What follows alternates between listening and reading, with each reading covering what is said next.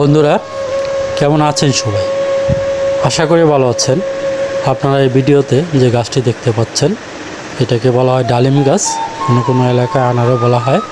এটি অত্যন্ত সুন্দর দেখতে, ফুল পাতা পুরো গাছটাই একটা সুন্দর পরিবেশ তৈরি করে। এবং আপনি যদি আপনার বাড়ির আশেপাশে এই ধরনের একটু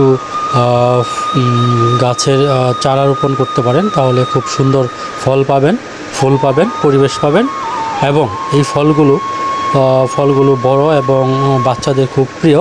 ফল এবং ফুল দেখতে বেশ সুন্দর, এতে প্রচুর পরিমাণে ভিটামিন এ থাকে, ডি থাকে এবং সি থাকে।